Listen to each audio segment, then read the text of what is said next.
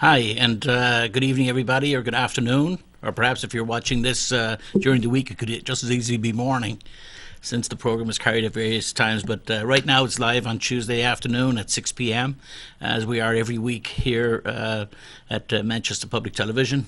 Our call-in number is 640-3091. And I'd be very happy to receive your call at 603-640-3091.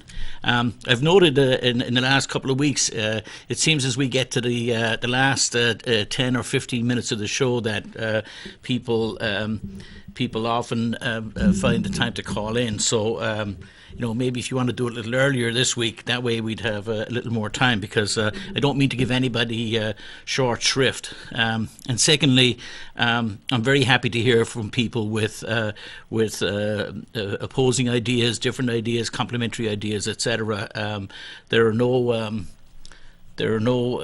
this program. I like to think that we are open to hearing from everybody. I do have my opinions, but those are just mine. So this week we had last night we had a school board meeting, which we'll get into in a little bit. But tonight is, for those of you who are watching it later in the week, tonight is the night of the big freeze, and there was a sort of an ice coating went over the city last night, Monday night into Tuesday, and I was just looking at the union leaders' web page, and it said there were 89 car accidents in the city earlier, and that number has now gone to 110 overnight and into today. So I think that's quite a large number of crashes. Hopefully nobody is too seriously ill. Although I did hear that ambulances had to be called from outside to assist with the problem. I also wouldn't be surprised if we have a power outage at some time, because I had business around the state today and travelled around the state quite a bit, and I didn't see too many trees down, but I saw a lot of branches down, and some big branches down. So hopefully everybody's safe. It was great that the schools all across the state had a 2-hour delay today, and that was very advisable. So I was looking at the union leader today, and one of the things that the ongoing saga of Serenity Place came up, and Serenity Place is the place where people who come to the Safe Station program in Manchester who suffer from the opiate crisis. Serenity Place was the place that was going to manage all of this, and now it's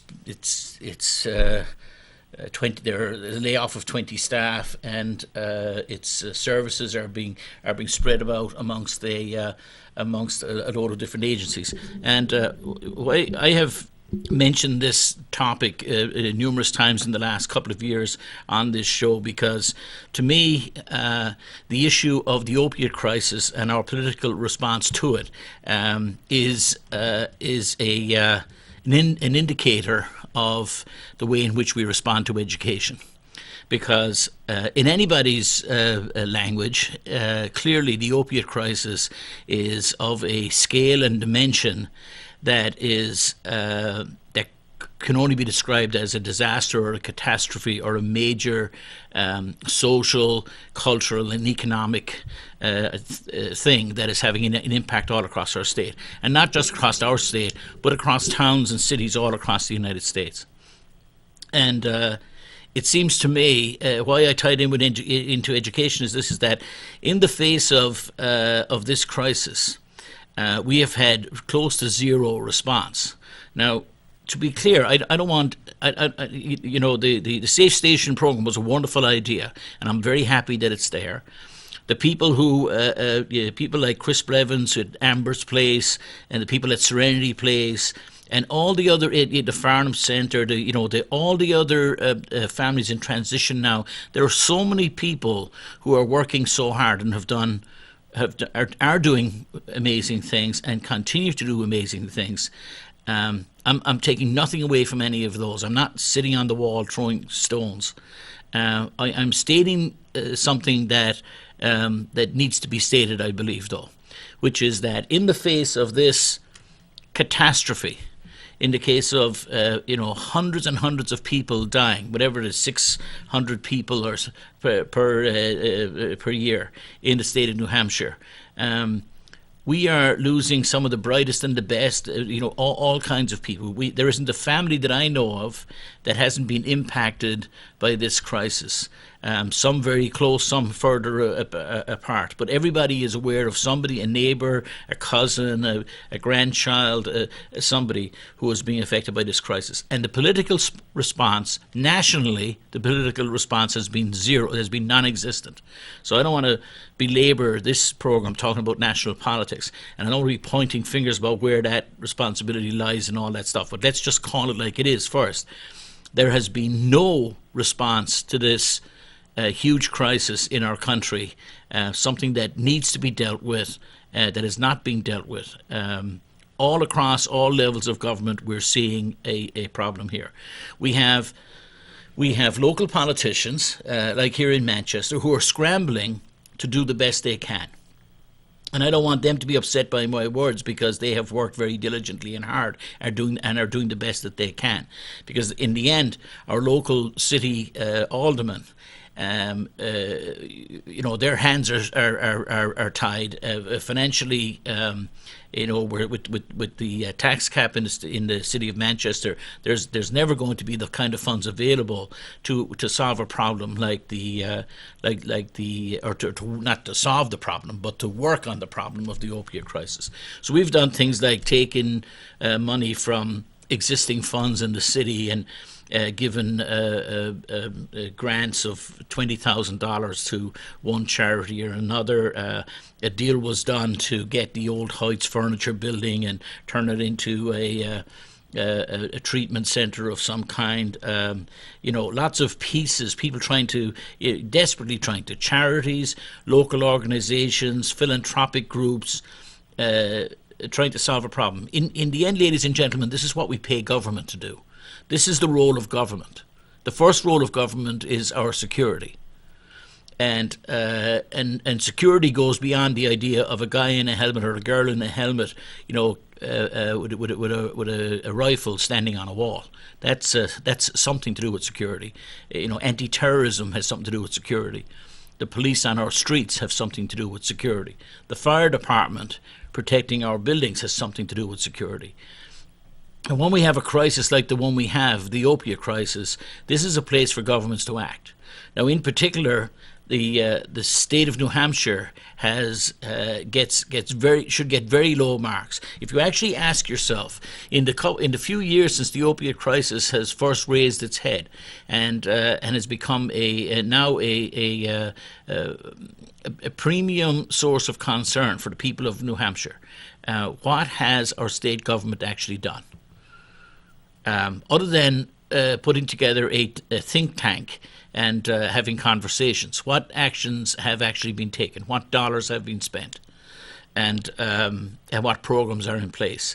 And what's in place is a hodgepodge of not well thought out but very well intentioned groups doing the very best they can. You heard the opening remarks about how I'm not taking anything away from the people who are on the front lines dealing with this every day. People can't be simplistic about this. We have to be able to talk about the deficiencies of our response without it being construed or misconstrued as some kind of slight on or an attack on the people who are doing their best. It's like oftentimes when we talk about the military or people will talk about wastefulness in the military or mistakes made in programs or something, and I think it's fine to have those conversations without ever in any way dishonoring our troops, and there needs to be a differentiation taken between those two stances, and that's how I refer to this. And the reason why, so educationally, we did manage in the city of Manchester to put back in health teachers, one in each of our middle schools during this past budget, and so we have health classes. But again, if you do the math, There are 800 to 900 kids per middle school roughly, and one health teacher. If you that's 8 classes of 100, so it's 32 classes of 25. No one health teacher can teach 32 classes in any given week or month. So there is not enough health. There aren't enough health teachers in the school currently to cover the entire population. But it's a start, and it's great, and we should recognise success when we get it, and that's a success that the school board. Thanks to Dr. Vargas and the way in which it was managed, that we had that success. But there's a lot more that needs to be done. And it comes back to this idea that in the state of New Hampshire, there's only one direction we can ever go financially, and that is to hold the line or to reduce spending in any given area. And we have now got a new identified need, no source of new income, and no place in which to fund it. I have a very low opinion of our state's response to this issue, and it's still happening and growing and will continue to grow. But not that I wish that to be the case, but I think a time will come when people will insist that some action be taken, or some action will need to be taken. So I bring it up here, and the reason why I'm interested in it, just from a human point of view and as a member of the community. But the idea then in education, that when we talk about the shortcomings in education and how our universities and our high schools and our elementary schools and our middle schools and our kindergarten do not have the funding and the resources that they need, that there's always a hard pushback to actually doing anything about it. And if we can't ever find the resources to fund the solution, to find treatment facilities, beds, and people, qualified people to man those beds, if we can't do that in the light of losing 600 citizens a year, then why should we be at all surprised that when we are warehousing kids, or when we are overpopulating kids, or when we don't have enough teachers and we don't have enough programs and our schools aren't as excellent as they should be, why should we ever think that our political leaders would ever get off the dime and actually go to solve that problem? And just sorry to go sort of commingle these topics here, but I was interested to hear that in the Serenity Place item, which is on the Union Leaders on Union Leader today and on their website tonight, a judge is overseeing the process of and looking into what actually happened with Serenity Place, the monies that were given, where did they go, how did they end up failing, and. But part of what jumped off the page at me today was that there was going to be a layoff of 20 employees, and later on in this story, it says that about 20 former Serenity Place workers will be laid off. They said no people receiving treatment, recovery, or residential services will lose access because they have multiple other organisations doing it. But a point in this story was made that the 20 people who were working at Serenity Place, working as whatever it was, counsellors or helpers or whatever they were, with these people addicted to opiates, none of them had qualifications. Or the qualifications they had weren't pertinent to what they were doing. So the Medicaid had denied payments to Serenity because the staff providing the services lacked proper credentials. So here we have, again, this just goes to the point of, if you have an epidemic like this, what you actually need are qualified people with fully equipped facilities, so that, God forbid, if it were my family tomorrow and one of my children or one of my extended family was having a problem with opiates, and I needed them to be treated, I needed to be looked after, I need to find a place for them tonight. Thanks be to God, we have Safe Station, but Safe Station is again going to shuffle them into this mishmash of charities and volunteers and scrape together groups that are trying to solve this problem. And what should really be happening is Governor Sununu should and the our public representatives in Concord should first of all be demanding that the federal government actually tackle this problem and give the state the funding that it requires in order to solve this problem. That's the first action, and then the state should be coming up with its own plan for how to resolve this problem. And the exact same thing goes for schools. When we look at this, the situation of our public schools in the state of New Hampshire, let's talk about the university system for a minute. So, Keene State University is laying off 50 people. So, because of declining student populations. I mean, are you kidding me? We have a deficit. We have jobs open without qualified people to take them, and we're actually losing staff out because Keene State has got a declining student population, and yet our public universities have the highest in-state tuition cost of any universities in the United States of America. 5 or 6 years ago, the Bill O'Brien-led House passed the highest ever cut to university education of any public school system in the United States in percentage terms 5 or 6 years ago. And that was done because at that time we couldn't afford, times were bad and we couldn't afford all this stuff, so we needed to cut back. Well, today, in the last couple of months, we have Keene State. Now, they're laying off people. They're asking for voluntary redundancies, or people to take the opportunity to leave at this time.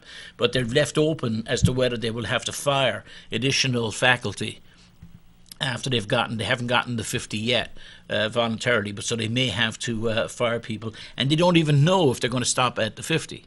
Meanwhile, over at the University of New Hampshire, we have the University of New Hampshire laying off 24 non-tenured staff. And the people who are being laid off are people working, in particular, there's an Arabic teacher who teaches Arabic being laid off. There are foreign language teachers being laid off, amongst others. And those are contract employees, so they're not tenured, so they're being laid off. One of the reasons for that is because of the current political climate in the United States, and the fact that foreign students don't feel as welcome here as they might have in the past. That there's been a drop off of 7% of foreign students coming into the system. So that's in 1 year. So there's a real consequence. That's a 7% reduction. Those people pay full boat. They pay for their food. They pay for their apartments.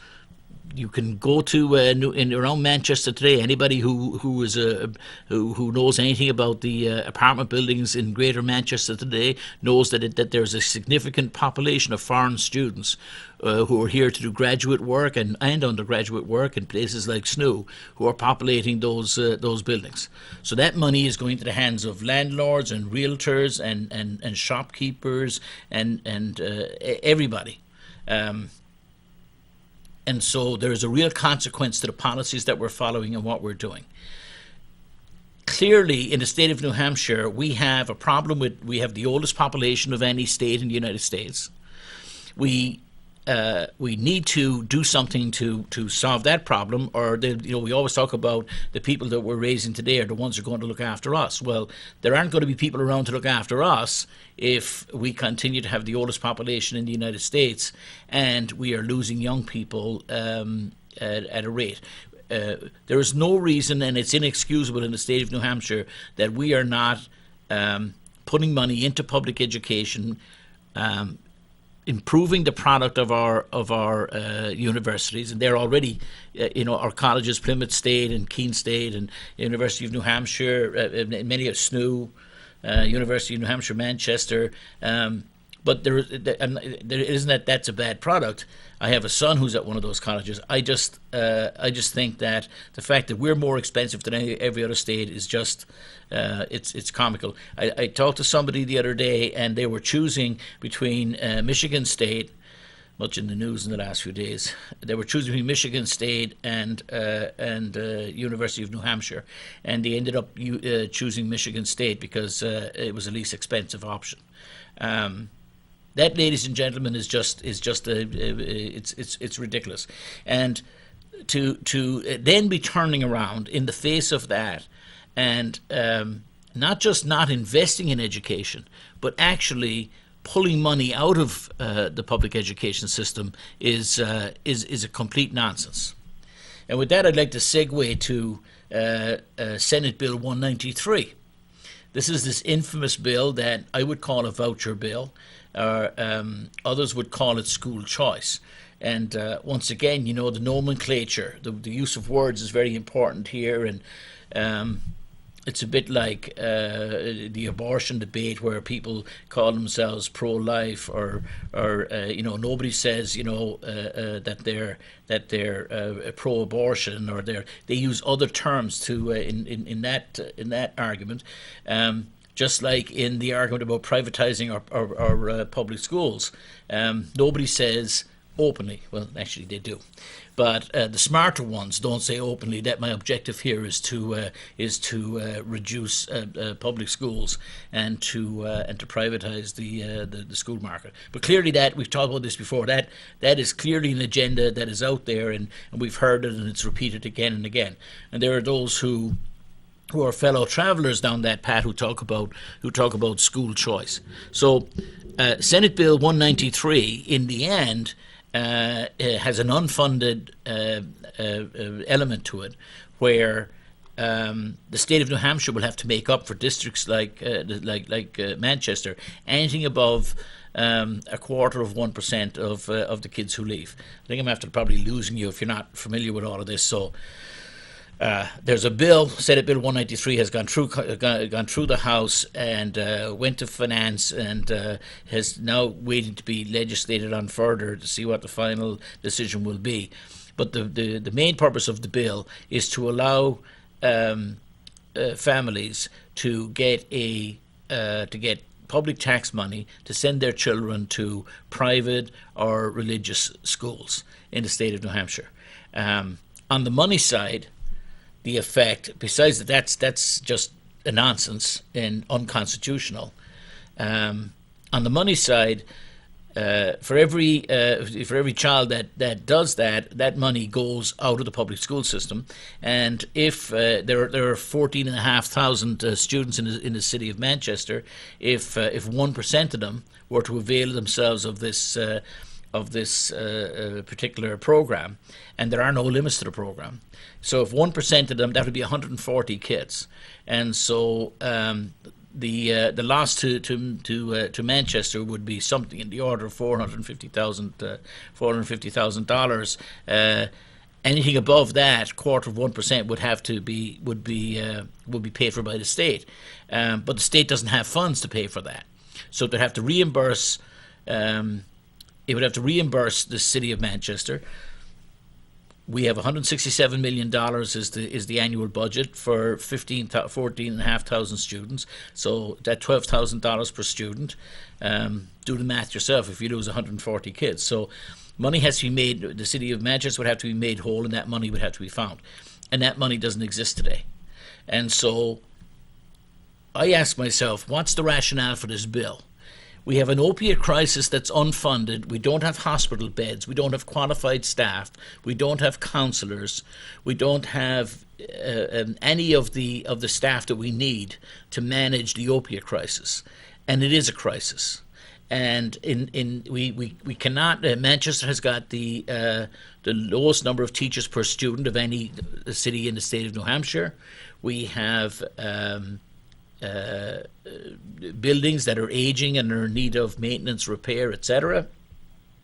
And in the face of this, somebody up in Concord, actually somebody down in Washington, D.C., who sent the bill up to Concord to be introduced, decides that this is the opportune time to introduce a school choice. You can call it a voucher bill to steal money from, or take money from, the already poor coffers of the state of New Hampshire to pay for education, and and give it to people in private schools, so they can go to private. They can use that money to go to private schools. So if I'm going to a school and I'm going to Derryfield School, for instance, in the city of Manchester, which, as I understand it, it used to be $28,000 a year a couple of years ago. It's probably more than that now, but even at 28,000, so I'm now going to get some of your and mine. If you're some little old couple or young family sitting watching this tonight in the city of Manchester, $3,500 minimum, maybe 5,100, or up to 8,000, depending on if the kid has an IEP or not, of your tax dollars are going to be taken. And the people, and I have nothing against Derryfield, believe me, and it's a great school, but the people who could afford the 28,000 a year to send their kids to Derryfield will be able to have that as to help them to pay that bill coming out of your pocket.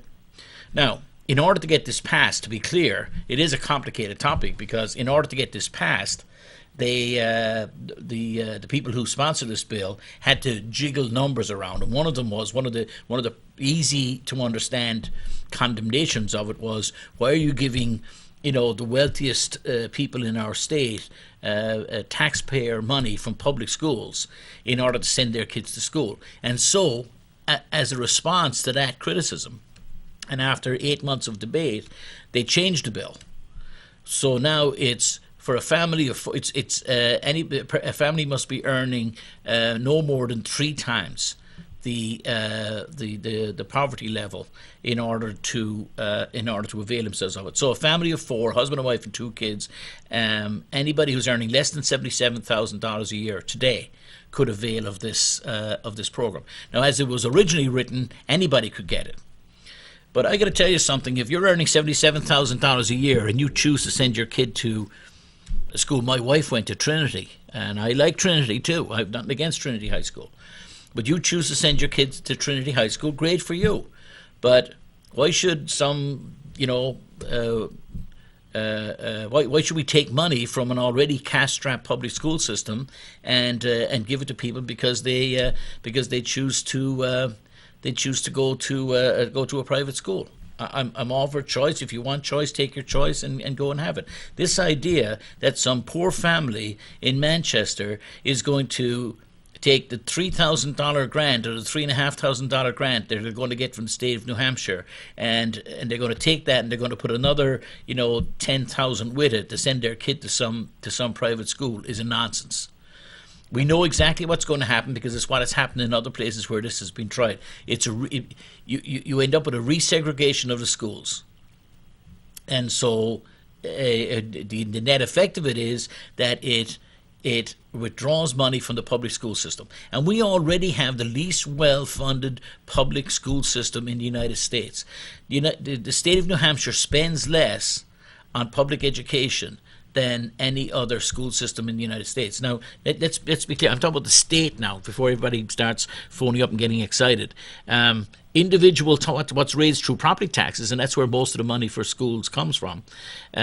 What's raised through property taxes in individual towns. There are towns who are spending north of $30,000 per student in the little old state of New Hampshire. Many towns are spending $17,000, $18,000, $19,000, and $20,000 per student.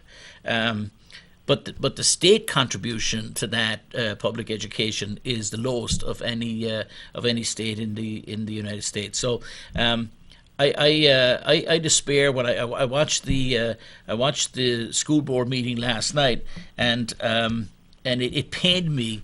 There was a proposal that the school board would send a letter.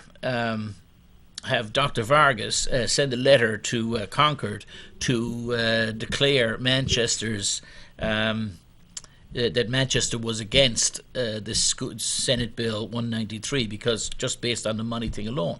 Nothing besides the fact that it's unconstitutional, besides the fact that it's immoral, or at least in my view, to take money from the poor in order to give it to those who are better off. And so, just on the idea that it was taking money from Manchester was enough. And I listened to the debate, and I was struck by some of the conversation there. In the end, that letter was passed. It was passed 7-6 with one abstention, I think. Oh no, there was one person missing, so it must have been whatever it was, but it's around there. So there were only 13 people, well, 14 with the mayor. So I think it was 7-6 with an abstention, I believe. But I'd have to check on that, and I'm sure it'll be reported shortly since it only happened last night. So the letter is going to the state to tell them that the city of Manchester opposes it. But it was interesting that what some of the school board members, how they reacted to this. Now, the alderman had already had sent such a letter, and in the automatic board, it was approved. It's not unanimously. It was 13-1 or something, or 12-2. On the school board, it was more tightly divided. But the rationale for people voting against it was sending the letter was interesting to me. Now, I don't usually sort of talk about people individually, because it's these things should never be personal. They're about policy differences, and we do have policy differences, and that's how it is. But I want to say that I look at someone like Lisa Freeman, who is also a state representative, who does support this bill, and she spoke, I think, sensibly last night. Now, I want to make clear, I don't agree with school board member Freeman. I don't think she's correct in this regard. But she is a state rep, and as a state rep, she voted for this or supports this bill, Senate Bill 193. And as a state rep, she has the hat on of representing the people of the state. There was an interesting piece of conversation when it came to school board member at large, Gerard. He spoke against. He didn't support sending this letter, etc. But there were a number of things that he said that I found interesting. Before he spoke, Ross Terrio, another Conservative on the board, a man who's been on the show a number of times, Ross Terrio laid out a reason why he was going to vote in support of sending the letter, even though he said that he liked a lot of what was in Senate Bill 193. But he made an important point, I thought at least, which was, he said, look, as individuals here tonight, we're not just representing ourselves and our own thoughts and feelings or whatever, but rather we have a fiduciary obligation as members of the Manchester Board of School Committee to do what is in the best interests of the public schools in Manchester. That our job here is to represent and the children and the parents and the teachers and the institutions, the body and the thing that we represent are the public schools in the city of Manchester. And therefore, however I might feel about this bill, I'm going to vote in favour of sending a letter saying we don't like it to Concord, because it's not in the interest of the public school children of Manchester. Now, the response from school board member at large, Rich Gerard, to this was interesting, and I don't have the exact words, but I think his point, as I want to be very fair about this, I think his point, but what I found interesting was he had a different view of his role and the role of the board.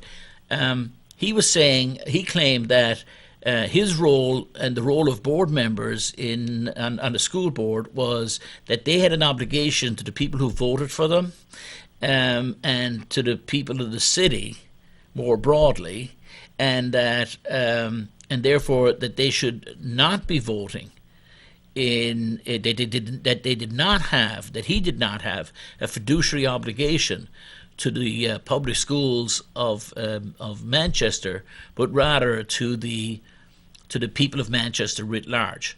I hope that's an accurate portrayal of his stance, because I have no interest in misrepresenting him or anything. Because this is not a personal thing. This is a sort of a philosophical or political difference. It's certainly a policy difference about how you view your role.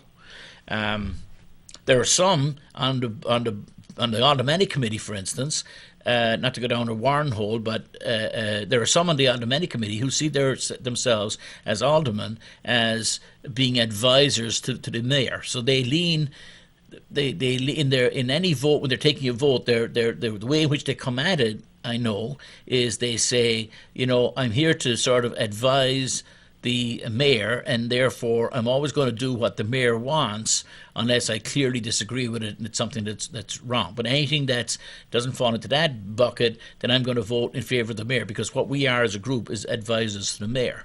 And then there are other aldermen who would say, no, I've got an obligation to the people who I've got to represent the people of my ward, and regardless of what the chief executive, the mayor, may want or may not want, I'm always going to do what I think is right, or what I think the people of the ward want me to do. And even another step philosophically from there is that what does a public representative do what they feel is right, or should they do what their constituents want them to do? That's always there's a horns of a dilemma there for a thinking public representative. Public representatives have to do two things, right? They have to both lead and represent. Some people lean very heavily on the represent side. I'll listen to what the people say and I'll do what the people ask me to do. I think that's very commendable, but there has to be a leadership piece as well. I believe that there are times when you say, I've spent more time looking at this. You asked me to come in here and do this job. I'm your public representative. You trusted me to do it. I took the time and the energy to study this for the last month or 3 weeks, or gotten all the advice I could have. I've heard what you have to say, but my enlightened view is we should do this. So back to last night, I think it's an important difference. To me, anybody who serves, runs for and serves on the board, on the school board in Manchester, I think they do. I agree with Ross Terrio. I believe that they do have a fiduciary obligation to the public schools of Manchester. I don't agree at all with the idea that somehow one could take a stance that's contrary to the public schools because somehow you think it's in the best interests of some of your voters or of some people or your view of how people are. It throws a lot of light on some people, the way some people vote on things on that board, because if you view it from that light, then you don't have to do what's right by the schools. You don't have to sort of ethically and morally and philosophically defend your votes against the measure of did you do the best thing for the public schools of Manchester or not? Clearly you're saying from the outset that you don't feel you have to do that. Another comment I have about last night's meeting is that there was a debate. There was a debate also on a bill which is being introduced in the House and will be debated, I think, actually today or tomorrow, the 24th, I think, which would have the state of New Hampshire undo the most recent pass down of costs to the cities and towns and localities and taxpayers of the state public retirement system. And if that bill were to pass, then if it were to pass in total, it would be worth about $4 million to the city of Manchester. And it was very interesting to hear a number of people. One of them was school board member Lars Gerard, who was. I couldn't understand why he was so concerned. And I can understand as a citizen to be concerned, but as a board member, to be concerned about whether that money was in the general fund, whether it was this was on the state side, whether that money was lying in a fund at the Department of Education, or whether it was whether there were higher than expected incomes against some lines in the state budget, and exactly where it was, etc. So I follow that line of reasoning as I'm watching this. I'm thinking, so why does that matter to somebody who's on a school board in Manchester, who's simply being asked to vote in favour of sending a letter, in this case to Concord, to say we support a bill that would have the state undo some of the pass down of costs that it's been doing to the city of Manchester for the last number of years. It should be a very simple vote to take. The state has been passing down costs to the city of Manchester, a cost, as Dr. Vargas says, that we have no control over. We can't change it. We inherit it as it is. It's a deal the state made, and they passing the cost down to the city of Manchester is just unfair. But I thought it extraordinary that a school board member in the city of Manchester, representing the public schools, with $4 million on the table potentially for the city schools and for the city budget to allow things to happen they need to happen, was desperately concerned and at some length wanted to know, well, where would that money come from in Concord? Which fund was it going to be in? And, in other words, are those public representatives acting responsibly? Maybe they were right to be doing this. Maybe they don't. How would they do it if the bill is passed? Hey, a school board member, if the bill is passed, the bill is passed. That's an issue for the House or the Senate or the governor. You're sitting on the school board here in Manchester. I believe you have a fiduciary obligation to the public schools of Manchester and the children of Manchester, and it should have been an easy vote. Vote in the best interests of the schools of Manchester and of the children in those schools, and that should be an easy decision to make. This concern with what's going to happen in Concord about this? There's been no concern about what happened in Concord when they're passing the costs down.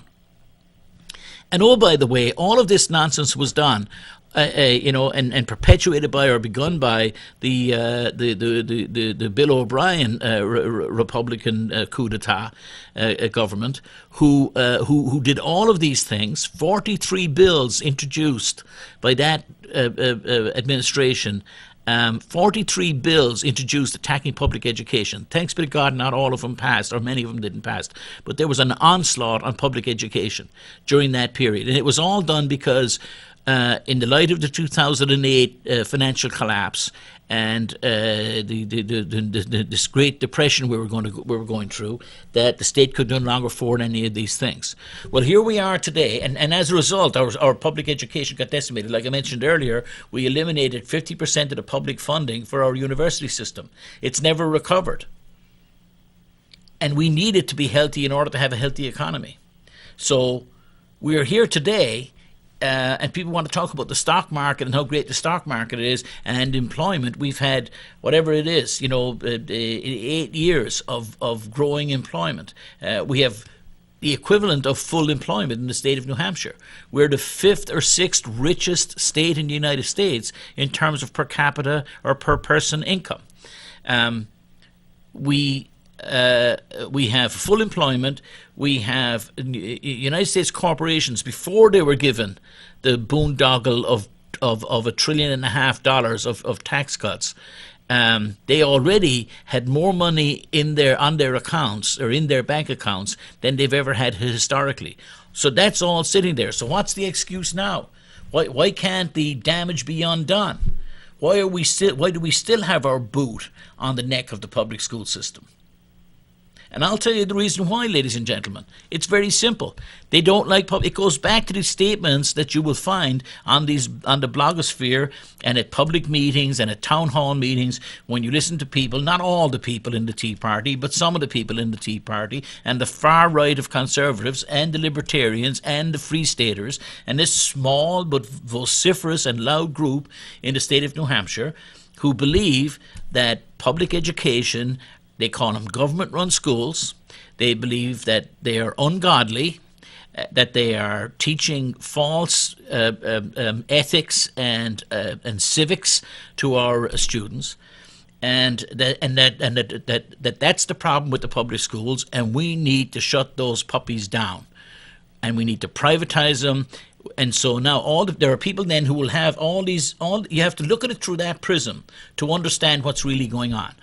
So the innocent people amongst us who think school choice is a nice idea, I think it's a nice idea too, but have no doubt about it at all that some of the fellow travelers, when you're traveling with them, some of your fellow travelers are laughing up their sleeves because what they really want is they want the public school system brought to its knees. That's their real objective, and they will tell you, some of them openly. There, as I said the other week when I was on here, there are public representatives up in Concord who are open about that declaration. So I don't care if they're 1% of the vote or 20% of that anti-public school vote, but they're there. They talk about it now. They're out from under the woodwork. And so I have this idea that people are shocked that, oh, there goes Jim O'Connell again, and that's not true, and we just want people are entitled to choice and all the rest of it. Yes, we can talk about all those things, but if you have your ear to the ground, or if you're watching what's going on, you have to know that there is a national debate going on, fully engaged politically, in terms of the rhetoric we talked about a while ago and the way in people term these things, which is the purpose of which is to undermine public schools. And so you try to make the baby small enough so you can drown it in the bath. That's the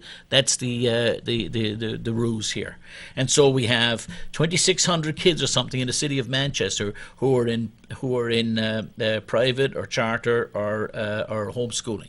And some of those people are in a good position, as I've said before, and some of them are atrocious.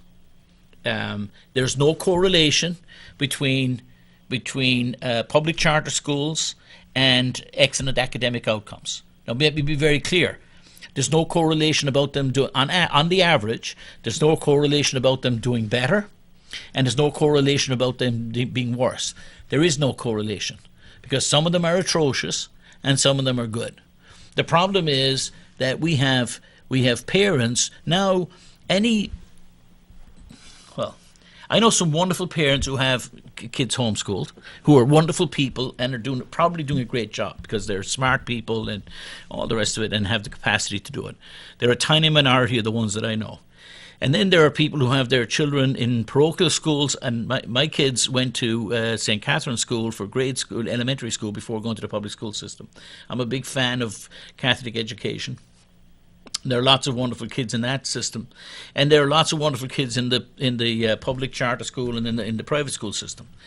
But there are also schools in that system that are just, I've listened to people who are pretty wacky. I mean, this is not sort of, political opinion stuff. This is I've talked before about the lady who was the principal of a school here in Manchester, which I think is still around, but she's the one we listened to her talking about the fact that the public school system was under what she called Common Core, was going to require all the boys in some of the grades to were going to be handed out Barbie dolls so they could become familiar with their feminine side, and that the girls were going to be forced to wear a burqa so they'd be sensitive to people of other faiths. That woman was the head of a school in Manchester. I mean, that's like, talk about tinfoil hat nonsense. Never happened, won't happen, couldn't happen. It's nonsense at its face. But that woman was actually governing a school, and people, supposedly rational people, sent their kids into that school. It's just, I think of a far right religious school that I know. Or know of, where basically their view is that anything that happened after the Second Vatican Council in the Catholic Church is problematic, and so these are the people who believe that. You won't believe this, but let me give you a couple of things. One is that women shouldn't be allowed to wear pants. That women should wear skirts. That's one of the things, and just sort of these whacked thoughts about education, and this is what they're teaching their children. And you have children coming out of these homeschoolers and out of these whacked institutions. And the state Department of Education, which is now run by Mr. Edelblue, who presents himself very well and seems like a nice guy, except that he has no knowledge of the job that he's doing and no expertise in it. He's the dad of 7 kids. Great. He homeschooled them. Good for him. I think that's great. But is clearly unqualified to do the job that he's doing. And I'm fine with that. I don't know if that's a litmus test or not, but then I'd hope that he is doing the right things by the public schools in the state of New Hampshire, because the job that the public schools have to do is to raise all children. The other thing, ladies and gentlemen, is that the whole idea of, we see helicopter parents more and more and more now. I see it in the schools, in my involvement in schools, in parent groups. You get somebody who arrives in and they're all irate about something, and they're dancing back and forth because they don't like that their little Johnny was admonished or was, or whatever it might be.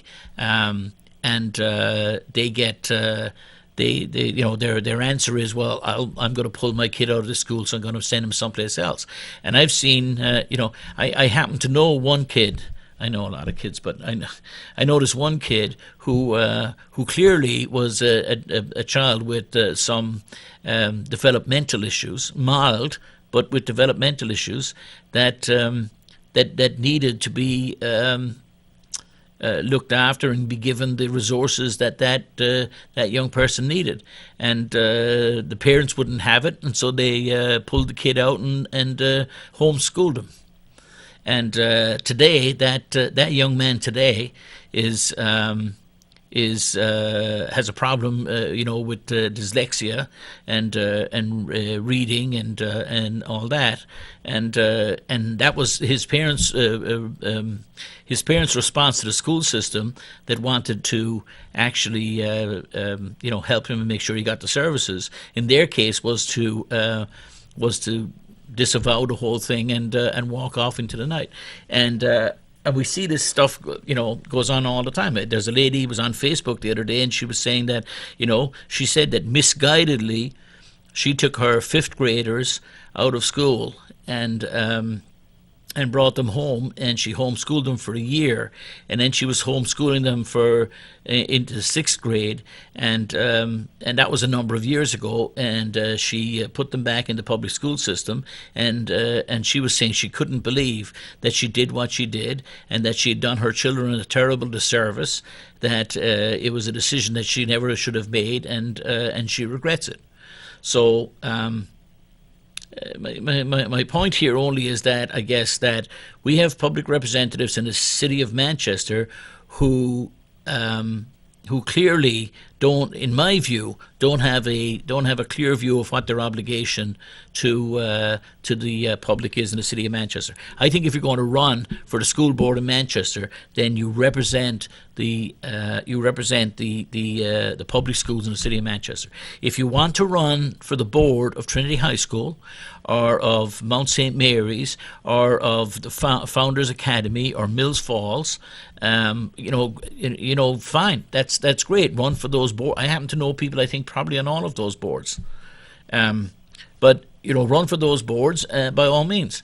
But if you're sitting on the board of Trinity High School, and a vote comes up that would give Trinity High School have the benefit of giving Trinity High School, let's say, $1 million. Your objective as a board member, your fiduciary obligation as a board member of Trinity High School, is not to wonder about what the effect this is going to have on the people of Hooksett, or what it's going to have on other schools in the city of Manchester. You're there as a board member for Trinity High School, so therefore your vote should be a simple one. Likewise, if you have run to represent, to be a member of the Board of School Committee in Manchester, then I think it's very plain. Your obligation clearly should be to represent the public schools of Manchester. And I think it belies a significant problem when a school board member says, no, that's not my responsibility. I reject that I have a fiduciary obligation to the public schools in Manchester. Rather, I've got an obligation to the taxpayers. Well, you didn't run for the Cashin Centre, and the old folks there, God bless them. And you didn't run for the Art Commission, and you didn't run for whatever else. You ran for the school board, and I actually disagree with your stance. I think you do have an obligation to the public school system. Let me one other thing that came up last night at the school board meeting was newly elected school board member Dave Scannell for Ward 2. He had distributed a document about things that might be done, some sort of low-hanging fruit that might be done. I thought it was an interesting idea. He came up with, I think, 8 ideas, and he talks about when he knocked on. This is from Paul Feely's article on the Union Leader. He says, Dave Scannell says, when I knocked on doors during the campaign, many constituents with positive experience to share noted the disconnect between personal experience and public perception. We need to change public perception. So he presented some ideas to discuss with school officials, and I think they're worth looking at. The first one was to revive a local version of the Eddies. Each year, a coalition of organisations puts together a gala event that celebrates education excellence on a statewide basis. The Edie Awards garner lots of attention and provide a forum for telling positive stories about public education. For many years, the district partnered with the Greater Manchester Chamber of Commerce, the Mayor's Office and other organisations to produce a low-key but meaningful ceremony at which one faculty member, staff member or volunteer per building was recognised. We should revive this event. I think that's a wonderful a wonderful thing. I mean, right alongside the idea of the Mayor signing congratulations or certificates for every kid who makes the honours list, dean's list or high honours list in our high schools. I think that's a very meaningful exercise. I think this would be a meaningful exercise also. A second one would be to formally recognise community partners. And he used the example of the York family who own Indian Head Athletics, who are giving up that business after many years. But,